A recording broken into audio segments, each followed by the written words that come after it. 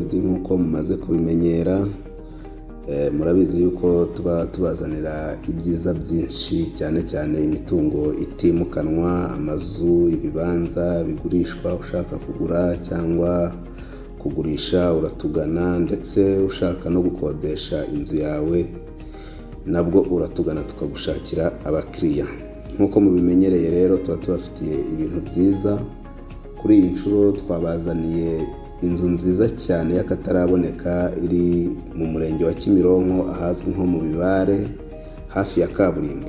Ni inzu ya etaje ikodeshwa, irimo ibikoresho byose nkenerwa byo mu rugo. Iyo nzu kandi ushobora gukodesha igice kimwe, kuko ibasha kubamo imiryango ibiri. Ushobora gukodesha igice kimwe cyangwa ukayikodesha yose ikodeshwa amafaranga 800 by'amanyarwanda ku kwezi, harimo ibikoresho byose. Wakenera gukodesha igice kimwe ukagikodesha ku 500 harimo ibikoresho byose, ndetse ushobora no kuyikodesha itarimo ibikoresho. Icyo gihe uraza tukanegosiya nta kibazo, inzu tukayiguha. Ni inzu ifite jardin, ifite parking nini, ifite ibyumba 6, buri cyumba gifite toilette na douche. Buri douche irimo amazi ashyushye, hari na internet. Mbese ni inzu iri moderne cyane, ifite igikoni cyo hanze cyiza, ikagira igikoni cyo mu nzu.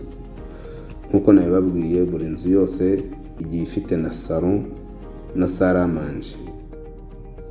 Ni karibu cyane, muze musure iyi nzu. Iri ku giciro gito cyane. Ni inzu kandi iri ahantu heza, ku buryo ushatse ushobora no gushyiramo business, guest house, moteri, byose birashoboka cyane bitewe n'imiterere y'iyi nzu. Ni karibu muze murebe iyi nzu, ndetse iyo mutayishimye dushobora no kubereka izindi nyinshi zitandukanye tuba dufite ku isoko zikodeshwa. Murakoze cyane. Iyi ni Nzuri Business Group Limited.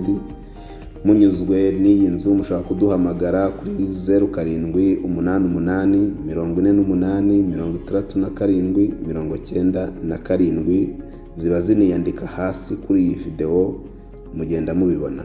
Cyangwa se mukaduhamagara kuri 0788 230 Mushobora no kudusura ku mbuga zacu, arizo website yacu nzuri.rw, cyangwa se mukadusura kuri Instagram, Facebook page, Twitter, YouTube channel y'Nzuri Market.